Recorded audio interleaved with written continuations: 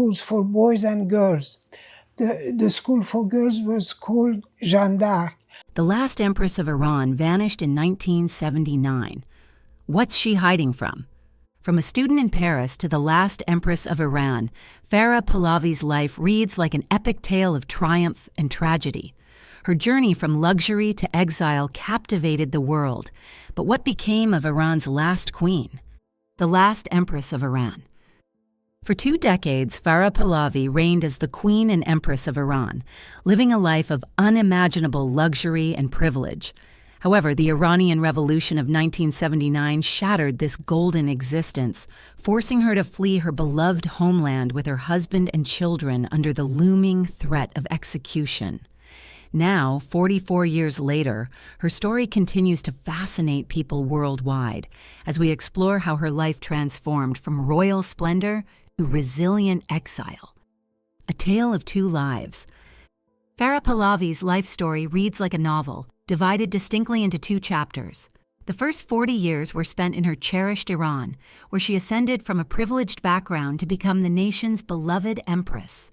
The second chapter, marked by exile, forced her to rebuild her life abroad, facing unprecedented challenges, profound losses, and the constant yearning for a homeland she could never return to. Noble beginnings. Unlike traditional fairy tales, Farah's story wasn't one of a common girl becoming royalty. Born into a distinguished Iranian family, she inherited a legacy of service to the nation. Her grandfather had served as the Persian ambassador to the Russian imperial court in St. Petersburg, while her father was a respected officer in the Imperial Iranian Armed Forces. However, tragedy struck when her father's untimely death left the family facing financial hardship, compelling them to downsize from their grand Tehran residence to a modest apartment. Education and destiny. In 1950s Iran, progressive policies regarding women's education opened doors for ambitious young women. Farah, demonstrating exceptional academic prowess, secured a state-sponsored scholarship to study in Paris.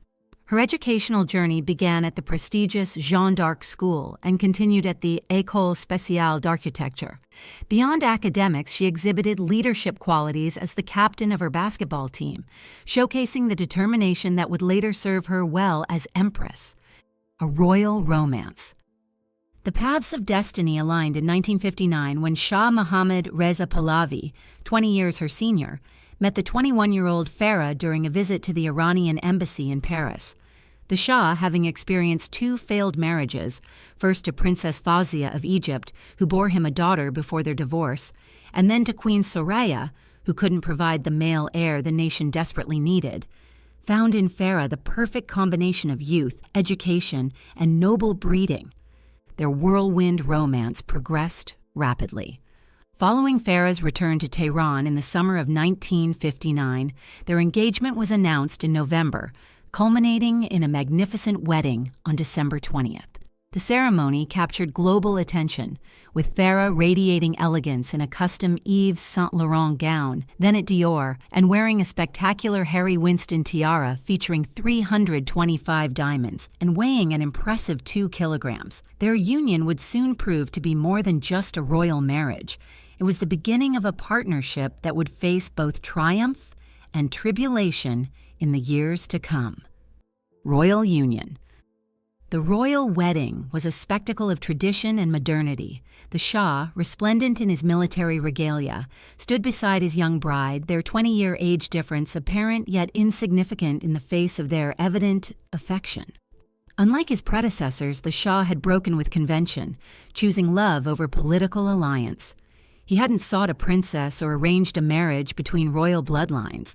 Instead, he followed his heart, selecting a young Iranian woman who would later write in her memoirs about their profound connection. The royal family grows. The nation's prayers were answered when, just a year after the wedding, Queen Farah gave birth to Crown Prince Reza Pahlavi. The arrival of a male heir brought immense joy and relief to both the royal couple and the Iranian people. The family continued to grow with the birth of the Princess Farahaz 3 years later, followed by Prince Ali Reza in 1966, and their youngest, Princess Layla, in March 1970. Each child strengthened the dynasty and brought personal joy to the royal couple, who were determined to be hands-on parents despite their royal duties. The working Empress. While initially expected to focus solely on producing heirs and maintaining her role as wife and mother, Farah Pahlavi quickly proved herself to be much more. After ensuring the succession with Crown Prince Reza's birth, she expanded her influence beyond palace walls. She became deeply involved in education, healthcare, and cultural initiatives, earning the nickname the Working Empress from international media, who likened her to Jackie Kennedy. Her dedication to social causes was unprecedented for an Iranian queen. She patronized 24 organizations spanning education, medicine, and culture, often personally attending openings of schools and hospitals. Despite being excluded from direct political involvement, she wielded considerable soft power, particularly in social and cultural spheres. Even within the palace, she successfully navigated complex family dynamics, including a notable rivalry with Princess Ashraf, the Shah's influential twin sister. Cultural renaissance and royal splendor. Queen Farah's passion for art and culture transformed Iran's artistic landscape. Her crowning achievement was the Tehran Museum of Contemporary Art, where she amassed an extraordinary collection of masterpieces from around the world. She became a style icon, known for her impeccable fashion sense and ability to blend Western elegance with Iranian traditions. Foreign journalists followed her every move, captivated by her modern approach to monarchy and her visibility in a region where women's public roles were often limited. The couple's 20th anniversary on the throne was marked by unprecedented luxury. In 1967, the Shah proclaimed himself Emperor, or King of Kings, with Farah becoming Empress. Their coronation ceremony in Tehran was a dazzling display of opulence, and notably the Shah named Farah as official regent, a revolutionary decision in a Muslim monarchy. The culmination of their reign's grandeur came in 1971 with the 500-year celebration of the Persian Empire, an extravagant event that showcased Iran's wealth and power to the world's elite. The beginning of the end. However, the very magnificence that defined their reign would contribute to their downfall. The lavish celebrations and displays of wealth increasingly alienated ordinary Iranians who grew resentful of the monarchy's excesses. The growing discontent eventually erupted into the 1979 revolution, forcing the imperial family into exile. The Shah, Empress Farah, and their children found themselves wandering the world, their lives transformed from rulers of one of history's most ancient monarchies to refugees seeking sanctuary in foreign lands. The transition from palace to exile marked not just the end of their reign, but the conclusion of 2,500 years of Persian monarchy. For Farah Pahlavi, it would be the beginning of a new chapter, one that would test her resilience and strength in ways she could never have imagined during those golden years on the peacock throne.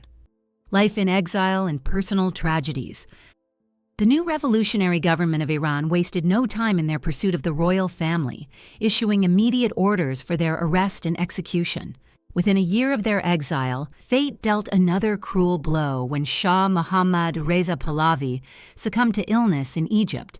While he found his final resting place in Cairo, Farah and her children sought refuge in the United States, marking the beginning of a dramatically different chapter in their lives.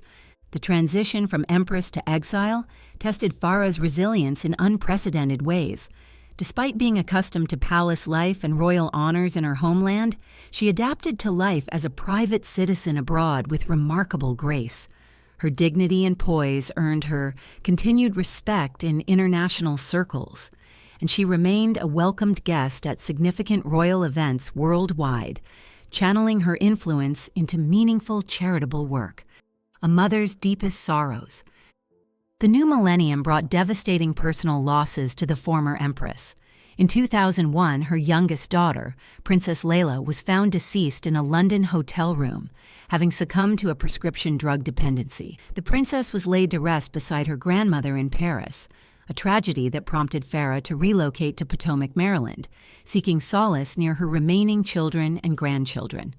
A decade later, in 2011, an even more devastating blow struck when her youngest son, Ali Reza Pahlavi, died by suicide in Boston. Reflecting on these profound losses, Farah demonstrated extraordinary strength. What happened was unbearably hard, she shared, but I knew I had to remain strong, not just for Reza and Farhanaz and my grandchildren, but for all Iranian mothers who have endured similar heartbreak. Legacy and modern life. In 2003, Farah published her memoir, An Enduring Love, My Life with the Shah, which became an international bestseller, particularly in Europe. The book received acclaim from various critics, including Iranian writer Reza Bayegan, who praised its compassionate portrayal of the Iranian people and their struggles. Now, at 85, Farah Pahlavi maintains an active presence in her community. She is a proud grandmother to 3 granddaughters through Crown Prince Reza and his wife Yasmin, and 1 granddaughter through her late son, Ali Reza. Her devotion to her late husband remains unwavering. She makes annual pilgrimages to Egypt to visit his grave, keeping their love story alive decades after his passing. Voice for modern Iran.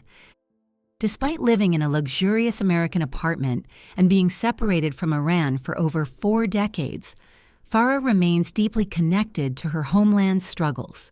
She has become an outspoken advocate for women's rights in Iran, expressing particular outrage at the current regime's treatment of women.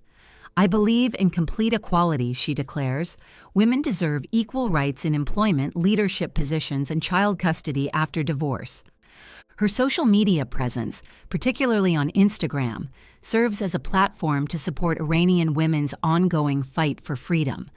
I honor International Women's Day with memories of those we've lost and stand in solidarity with imprisoned women, grieving mothers, and all freedom-seeking Iranian women, she wrote in a recent post, adding, I have no doubt that the brave women of Iran will achieve their desires and reclaim their rightful place in society.